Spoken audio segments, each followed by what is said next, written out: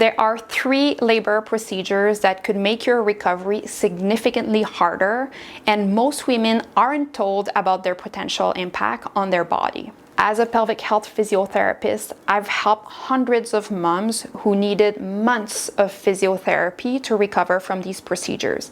And you know what these moms tell me? I wish I had known before saying yes to this.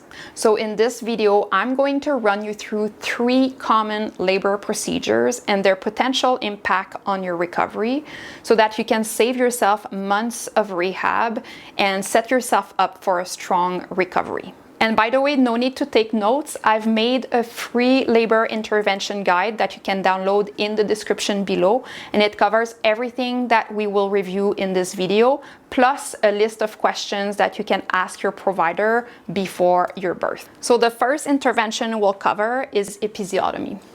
As this study quoted, episiotomy is still commonly practiced worldwide despite decades of scientific evidence that indicates no justification for its routine use. And I work with moms from all over the map, and some of them said that it was still routinely performed in the setting that they gave birth in, and they really had to put their foot on the ground to advocate to not have an episiotomy. So my goal today is really to give you all the data from scientific research, but also share some of my clinical experience so that you can make the most informed decisions, because I firmly believe that knowledge is power. So what is an episiotomy? It's basically a cut that your provider does in your perineum.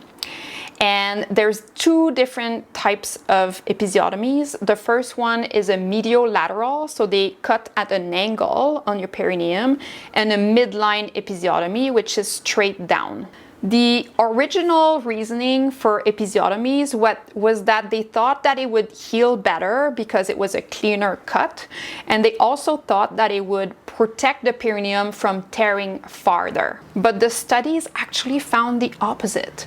Having an episiotomy actually doubles your risk of severe tearing. We're talking about 3rd and 4th degree tears that extend into the anal sphincter. So basically, without episiotomy, your risk is about a 2.4% of a severe tear, and it goes up to 4.8 when you have an episiotomy. The reason is, if this is your perineum here, and we already have a cut, pretend that your baby is coming through, it's more likely that this pre-existing cut extend into the anal sphincter that's right here. Whereas without that pre-existing cut, maybe mama would have gotten away with a 1st or 2nd degree tear, but not something as extensive as a 3rd or 4th degree tear. And here's why that matters.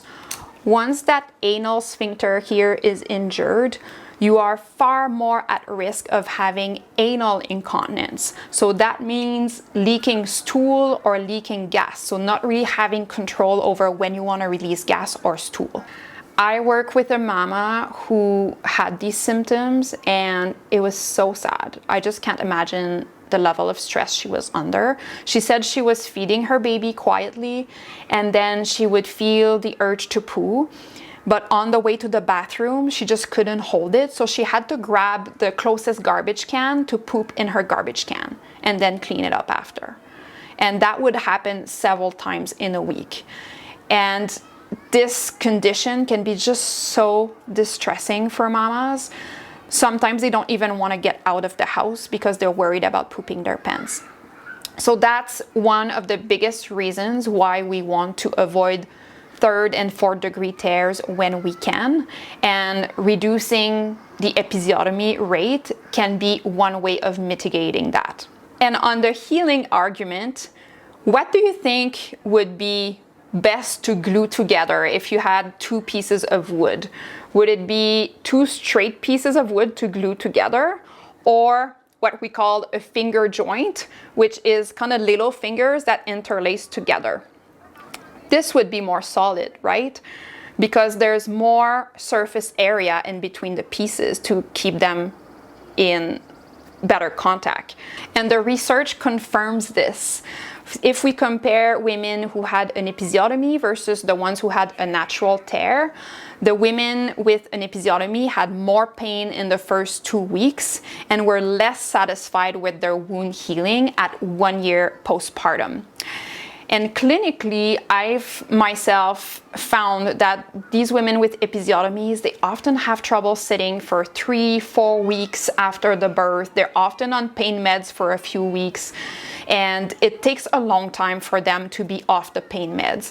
Whereas the women with natural tears, if it's a first or second degree, they're often off pain meds in the first few days after their birth, and they can sit comfortably without pain pretty much right away. And one important point that I wanted to chat about is that for your next delivery, if you had an episiotomy, you are 5 times more likely to have a tear that's second degree or more.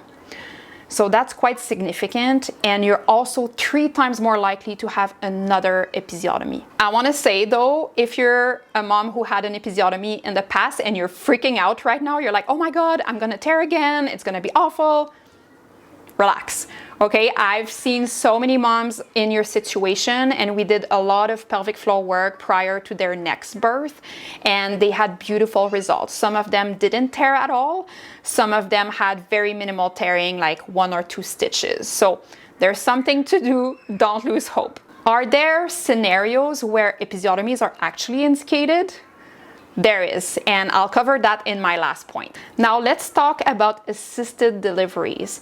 These are deliveries where your provider will use a tool to help guide your baby out. The first one we'll talk about is vacuum. A vacuum is basically a little suction cup that is placed on your baby's head and gently pulls your baby while you're pushing. The indications to use a vacuum for your delivery are fetal distress.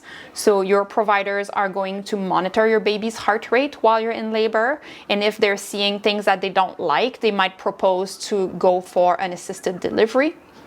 Prolonged pushing stage, and various settings mean various guidelines. For example, in my hospital, it's pretty rare that people go over 4 hours of pushing before something can be proposed to them. But in other settings, it might be more or less. And maternal exhaustion. So if you've been pushing for hours or in labor for hours, you haven't slept and you're just getting so exhausted, they might just propose to get this show on the road and try to assist the delivery. What does the research says in terms of the impact of a vacuum delivery on pelvic health? Well, when they compared women who had a vacuum versus no vacuum, they found no difference in incontinence and prolapse symptoms after 20 years after giving birth. So that was quite a long study here. But the distinction is if there was no tearing. Okay, because actually vacuum delivery increases your risk of severe tear quite a bit. We're going from 3% without vacuum who have a severe tear to 11 to 16% when you have a vacuum delivery. And once you have that severe tear, you're at a higher risk of, like we said, anal incontinence, which means leaking gas or leaking stool. So that's one nuance to take into consideration. On the baby's side, there are a few complications possible, although they are very rare, but I just wanted to let you know about this. Cephalohematoma is like a collection of blood that forms under the baby's scalp, and intracranial hemorrhage. But like I said, this is super rare. If you're concerned about it, I would encourage you to talk to your provider about these risks. Now we'll cover the intervention that has most risks for your pelvic floor health in the long term, and that's forceps. In practice, forceps look literally like 2 salad tongs, and they're placed on either side of your baby's head to assist them out of the birth canal. Now, here's why it matters for your pelvic floor. When your babies goes through the vaginal opening when they're crowning, not only they're gonna have the circumference of their head going through your vagina, but there's also going to be the forceps on either side, right? So that just makes this overall width way wider than if it was just your baby's head, or even just your baby's head with the vacuum. So that's why forceps deliveries increases significantly the risk of tearing, and we're going to see this in a little bit. But before we get into the nitty-gritty of what forceps does to your pelvic floor, I just wanted to run you through the indications for this intervention. So a bit like vacuum, fetal distress, prolonged pushing, maternal exhaustion, but on top of that, it can also be suggested when a vacuum delivery has failed, and it can also be done when it's really urgent that baby comes out of that birth canal, because forceps deliveries typically have a higher success rate than vacuum. So if we're really concerned about baby staying in the birth canal for too long, we might just go to forceps right away. Coming back on the impact of forceps deliveries on tearing, I've just put the numbers here for you so that you can visually see what it looks like for the different interventions. So spontaneous pushing with no interventions and no episiotomy is 2.4% of severe tearing. We're going up to 4.8 for an episiotomy. For a vacuum, 11 to 16%, and forceps is 18 to 25%. So it's almost 1 out of 4. So that's quite significant. But tearing isn't the only concern. We also have a higher risk of injury to the levator ani in the pelvic floor. That's this muscle here that you see. And this is a really important muscle for support of your pelvic organs. And the studies have shown that when this muscle is injured, there's a 40% reduction in pelvic floor strength. And that's why we see a higher rate of prolapse after forceps deliveries. So not only we're seeing more tearing, but also more prolapse, less support of the pelvic floor. Now, remember when I said that there are a few scenarios where episiotomies might be indicated? Forceps is one of them. There's a recent study that showed that a well-placed mediolateral episiotomy in conjunction with forceps would actually reduce the risk of severe tearing by 68%. So definitely, I would consider it if forceps was really the way to go in your birth and, baby is in distress, we really need to get that baby out. On the baby's side, we still have a few risks here with forceps. Facial bruising, so little bruise on their head, skull fractures, and cephalohematoma like in the vacuum delivery. Again, super rare, but worth chatting with your provider if you have more questions about that aspect. Clinically, working with women who have had forceps deliveries, I've seen way more pain with intercourse, and it takes longer before that scar tissue and just the recovery gets to a point where they're comfortable having sex with their partner. They also have more gas leaking. I haven't seen a lot of cases of anal incontinence, fortunately, and there's also less support. So oftentimes people will feel more prolapsy for a little while after their birth until that good pelvic floor strength has returned. One last thing that I just wanted to bring to your attention is don't be afraid to ask your provider, how confident are you that forceps will work in this specific scenario? Because I've definitely heard a lot of birth stories here in my office, and I've seen cases where forceps were just the natural thing that should be done because it was so obvious that it would work. And in other cases, the OB was like, we could try forceps and it could work, but I'm not 100% sure. We might still need to go to C-section after. And when it's a gray zone of is it gonna work or is it not going to work, I think it's worth asking the question, should we actually go straight to C-section in that case? Because what if we're trying forceps and then we need a C-section? You have now 2 recoveries to go through. Your perineum from the forceps that have been attempted but not successful, maybe an episiotomy, and also a C-section. So that's starting to be a lot of recovery time for both of these things.